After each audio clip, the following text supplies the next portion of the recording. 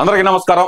ఏదైతే నిన్న మహా న్యూస్ మీద జరిగిన దాడి వెనకమాల రెండు రాష్ట్రాల ఇంట్రెస్ట్ ఉందండి, రెండు పార్టీల ఇంట్రెస్ట్ ఉంది. అది ఏ విధంగా అనేది చెప్తాను, వినండి ఒకసారి. ముఖ్యంగా చూస్తే కనుక ఒకవైపు తెలంగాణలో సంచలనం కలిగిస్తున్న ఫోన్ ట్యాపింగ్ అంశం ఒకటి. ఈ అంశంలో ప్రధానంగా చూసుకుంటే కనుక కల్వకుంట్ల తారక రామారావు అనే వ్యక్తి పేరు కీలకంగా వినపడుతుంది. ఎందుకు వినపడుతుంది పదే పదే ఈ పేరు అంటే కనుక ఐటీ శాఖ మంత్రిగా ఉన్నాడప్పుడు, అలాగే పోలీస్ శాఖను కూడా తన గుప్పెట్లో పెట్టుకొని ఆ రోజు ఆడించిన విధానం అందరూ చూశారు. ఏ విధంగా అయితే కనుక చంద్రబాబు నాయుడు గారిని రేవంత్ రెడ్డి గారిని ఇబ్బంది పెట్టాలని చూశారు. ఆఖరికి చంద్రబాబు నాయుడు గారు ఫోన్ కూడా ట్యాప్ చేసి ఏ విధంగా ఇబ్బంది పెట్టారో కూడా మనం గమనించాం. ఇప్పుడు ఈ అంశం ఎందుకు వచ్చింది తెర మీదకి అంటే కనుక ఒకవైపు ఫోన్ ట్యాపింగ్ వ్యవహారం అనేది కీలక దశకు చేరుకుంటుంది. అందులో ఉన్న వివరాలన్నీ బయటకు వస్తున్నాయి. దాదాపు 1600 మందివి ఫోన్లు ట్యాప్ చేశారు. అందులో జగన్మోహన్ రెడ్డి గారి చెల్లెలైన వైఎస్ షర్మిల గారిది, అలాగే జగన్మోహన్ రెడ్డి గారి తల్లైన వైఎస్ విజయమ్మ గారి ఫోన్ కూడా ఉందండి. ఆల్రెడీ షర్మిల గారే చెప్పారు, నా ఫోన్ ట్యాప్ చేశారు, ఆ రికార్డింగ్ నాకే వినిపించారు, వైవి సుబ్బారెడ్డి తీసుకొచ్చి వినిపించాడు అని చెప్పి ఆమె చెప్పారు కదా. మరి ఈ టైంలో మహా న్యూస్ మీద దాడి ఎందుకు జరిగింది? ఎందుకంటే నిజాలన్నీ నిర్భయంగా చెబుతున్నారు. ఎంత నిర్భయంగా అంటే గనక ఏ విధంగా బ్లాక్మెయిల్ చేసింది కూడా మోడల్స్ని కానీ హీరోయిన్స్ని కానీ, ఏ విధంగా అసలు వ్యాపారస్తులను కానీ, ఒక వర్గాన్ని కాదు అన్ని వర్గాల వారిని, వ్యాపారస్తుల దగ్గర నుంచి సినీ ఇండస్ట్రీ వరకు ఏ విధంగా బ్లాక్మెయిల్ చేసిన వ్యవహారాలన్నీ బయటకు వస్తున్నాయి. బయటకు వచ్చేదానికి సమాధానం చెప్పుకోవాల్సి వస్తుందేమో అని చెప్పి దీన్ని డైవర్ట్ చేద్దాం. డైవర్ట్ చేయాలంటే ఏం చేయాలి? దాడి చేద్దాం.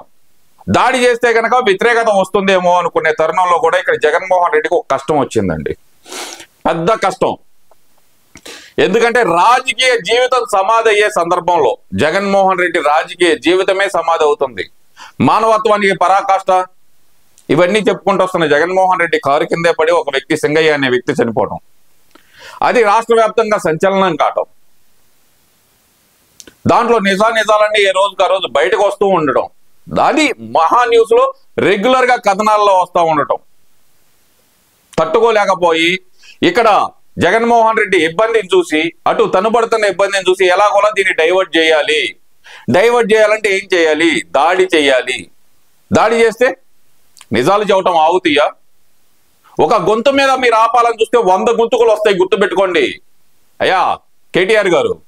ఒక గొంతుని మోగపోయేటట్టు చేయాలని చూస్తే గనక పత్రికా స్వేచ్ఛ, మీడియా స్వేచ్ఛ, ఈ స్వేచ్ఛ అనే పదాన్ని ఎందుకు పలుకుతున్నానో జనాలకి ఇప్పటికి అర్థమై ఉండాలి.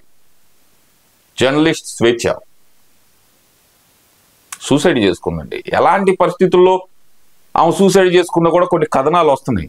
ఈ విషయం కూడా బయటకు రాకుండా ఉండటానికి మహా న్యూస్ మీద దాడి జరిగిందండి. ఈ విషయం కూడా బయటకు రాకుండా ఉండటానికి ఏంటండి ఇది? ఇటు జగన్మోహన్ రెడ్డి మీకు ఆత్మబంధువు అయినంత మాత్రాన ఇక్కడ చచ్చిపోయిన వ్యక్తి ఒక దళితుడండి. ఆ మాత్రం మానవత్వం లేదా? ఏదో మీరు ఖర్జూర పళ్ళు తినిపించుకున్నారు, మీరు బాగుండారని చెప్పి ప్రజలను చంపేసినా పర్లేదా? మీకు మాత్రం మీరు ఒకటిగా బాగుండాలి, ప్రజలు మాత్రం చచ్చిపోవాలి. ఏమంటున్నారు కొంతమంది వైసీపీ నాయకులండి, వైసీపీ నాయకులను మా గడ్డం వేసుకొని వచ్చే ఒక మేధావి ఉన్నాడు, బులుగు మేధావి కేఎస్ ప్రసాద్ అని, ఇంకా ఎవడున్నాడు వాళ్ళ అధికార ప్రతినిధులు, వైసీపీ అధికార ప్రతినిధులు ఉన్నారు.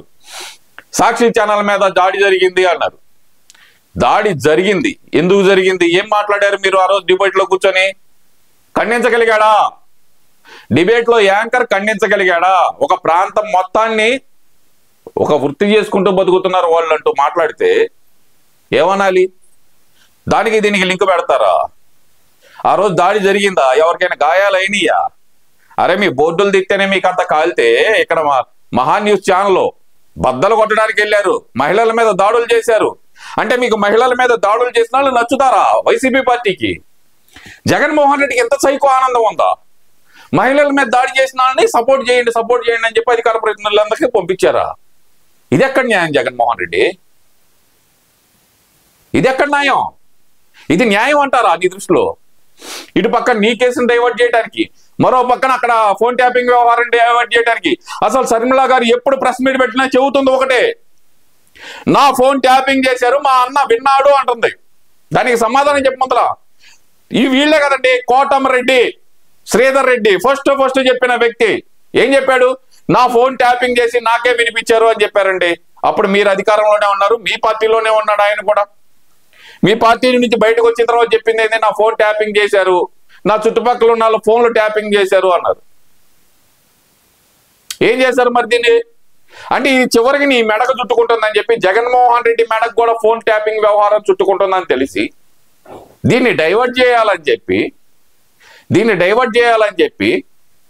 కేటీఆర్ని రంగంలో దింపి ఏది వాడు ఎవడో ఉన్నాడండి, వాడి పేరు ఏదో ఉంది, ఆంధ్ర నుంచి వెళ్ళి అక్కడ సెటిల్ అయినవాడు, వాడి విద్యార్థి నాయకుడు అంట.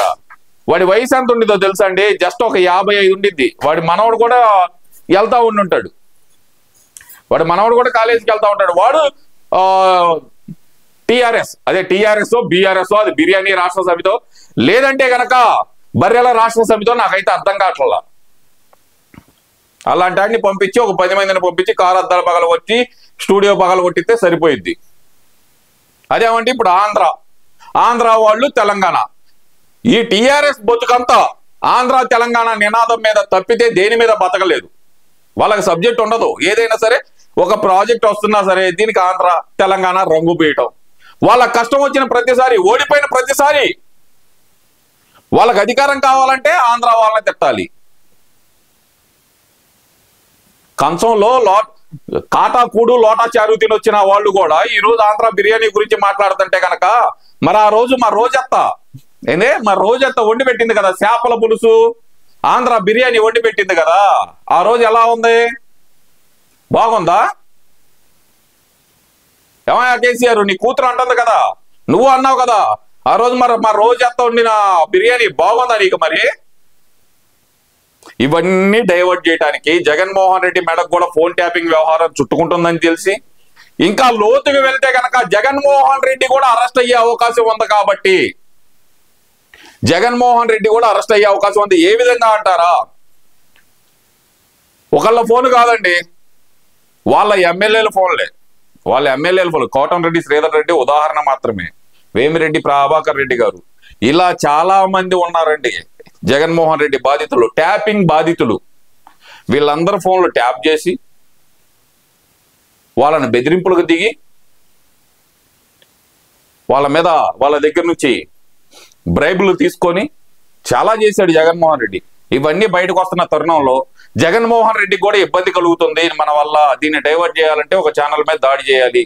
మహాన్యూస్ వంశీ గారి గురించి ఒక మాట చెప్పాలండి. మీరు ఎంత అనగదొక్కాలని చూస్తే అంత ఎగిసిపడే రకం ఆయన. ఎన్నాళ్ళు ఒక ఫేసే చూసారు ఆయన. నాణ్యానికి ఒకవైపు, రెండో వైపు ఇంకోటి ఉందండి. ఆయన దగ్గర చాలా ఆధారాలు ఉన్నాయి వీటికి సంబంధించిన, ఏది ఫోన్ ట్యాపింగ్ సంబంధించిన చాలా ఆధారాలు. జగన్మోహన్ రెడ్డి దగ్గర నుంచి ఎలాగా జగన్మోహన్ రెడ్డికి కాల్ డేటాకి, ఈ కాల్ ట్యాపింగ్ కి, ఫోన్ ట్యాపింగ్ కి ఎలాంటి సంబంధం ఉందో పూర్తి ఆధారాలు కూడా ఆయన దగ్గర ఉన్నాయి. ఇవన్నీ బయట పెడుతున్నారు, ఒకదాని తర్వాత ఒకటి బయటకు వస్తున్నాయి. వైఎస్ షర్మిల గారు ఇంకో పక్కన ప్రచారం చేస్తున్నారు, నా ఫోన్ ట్యాప్ చేశాడు మా అన్న, నాకు మా వైవి సుబ్బారెడ్డి చేత వినిపించాడు అని చెప్పి రోజుకి జనాల్లోకి వెళ్తుంటే ఈ విషయాలు ఏమీ బయటకు రాకుండా ఉండటానికి ఇద్దరు తోడు దొంగలు కలిసి చేసిన డ్రామానే ఇది.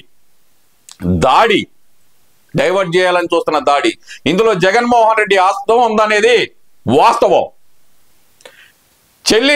సొంత చెల్లి ఫోన్ ట్యాపింగ్ చేయించాడంటే కనుక జగన్మోహన్ రెడ్డి బుద్ధి ఎలాంటిదో ఆలోచించుకోవాలండి మనం. ఇంకా సొంత చెల్లి ఫోనే ట్యాపింగ్ చేయించాడంటే ఇంకా పక్కన ఉన్న వాళ్ళు ఆలోచించుకోవాలి. అటు ఇంట్లో ఉన్న అందరి ఫోన్లు కూడా ఒకసారి చెక్ చేసుకోండి. మీ ఫోన్లు కూడా, అంటే అమ్మ భారతి గారు మీ ఫోన్ కూడా ఏమన్నా ట్యాపింగ్ చేయించారేమో ఒకసారి చెక్ చేయించుకోండి అమ్మా. ఎందుకంటే కనుక డౌట్ వస్తుంది. సొంత తల్లి చెల్లి ఫోన్లో ట్యాపింగ్ చేయించినప్పుడు మరి వైఎస్ భారతి గారి ఫోన్ కూడా ట్యాప్ అయ్యే అవకాశం ఉందని చెప్పి అనుమానం వస్తుందండి మాకు. మరి సొంత ఎమ్మెల్యేలను నమ్మలేదు, సొంత తల్లి చెల్లిని నమ్మలేదు, ఎవరిని నమ్మనప్పుడు సొంత భార్యను నమ్ముతారని ఎలా అనుకోవాలి? వైఎస్ భారతి వారి ఫోన్ కూడా ట్యాప్ అయ్యి ఉండొచ్చేమో, అనుమానాలు వస్తున్నాయి. మరి ఇవన్నీ బయటకు వస్తాయనేమో ఈ దాడికి ఇద్దరు కలిసి ప్లాన్ చేశారని చెప్పి అనుకుంటూ ఉన్నాం. ఏదైతే మీడియా వర్గాల్లో జరుగుతున్న చర్చ మాత్రమే అండి, ఇంటెలిజెన్స్ సమాచారం ప్రకారమే నేను చెబుతున్నాను. ఇది చాలా ముఖ్యమైన వ్యక్తి ద్వారా వచ్చిన ఇంటెలిజెన్స్ సమాచారం. అందరి ఫోన్లు, జగన్మోహన్ రెడ్డి ఇంట్లో వాళ్ళ ఫోన్లు, అన్ని ఫోన్లు ట్యాపింగ్ చేపించి జగన్మోహన్ రెడ్డి విన్నాడు అనేది ఇంటెలిజెన్స్ ద్వారా వస్తున్న సమాచారం. ఇది చాలా ముఖ్యమైన వ్యక్తుల సర్కిల్లో జరుగుతున్న చర్చ. దాంట్లో ప్రధానంగా చూసుకుంటే కనుక వైఎస్ భారతి గారికి ఫోన్ కూడా ఉండేటట్టు ఉంది. మొన్నటిదాకా విజయసాయి రెడ్డి గారు ఉన్నారు, ఆయన ఫోన్ కూడా ట్యాపింగ్ అయ్యింది. కాబట్టే ఆయన ఐఫోన్ పోయింది, నా ఐఫోన్ పోయింది అని చెప్పి కంప్లైంట్ కూడా ఇచ్చాడు తాడేపల్లి పోలీస్ స్టేషన్ లో. ఆ ఫోన్ దొరకల, ఐఫోనే దొరకల. ఎన్నో ఫోన్లు పట్టుకుంటున్న వైసీపీ నాయకులు కానీ ఎంతో మంది ఫోన్లు పోయినాయి అని చెప్పినప్పుడు, లేదంటే సామాన్యులు ఫోన్లు పోయినప్పుడు పట్టుకున్న పోలీసులు ఈ ఫోన్ మాత్రం పట్టుకోలేకపోయారండి. అంటే ఏదైతే కనుక విజయసాయి రెడ్డి గారి ఫోన్ కూడా ట్యాపింగ్ గురైంది, దాని ప్రకారమే ఆయన బయటికి వెళ్లాల్సి వచ్చింది. అదే సొంత విజయసాయి రెడ్డి ఫోనే ట్యాపింగ్ అయినప్పుడు ఇంకా భారతి గారి ఫోన్ ట్యాపింగ్ అవ్వదు అనుకోవడానికి ఛాన్స్ లేదు. దాని ప్రకారమే కనుక చర్చ జరుగుతుంది. కొన్ని ఇంటెలిజెన్స్ వర్గాలు కానీ మీడియా సర్కిల్లో కానీ జరుగుతున్న చర్చ ఇదేనండి.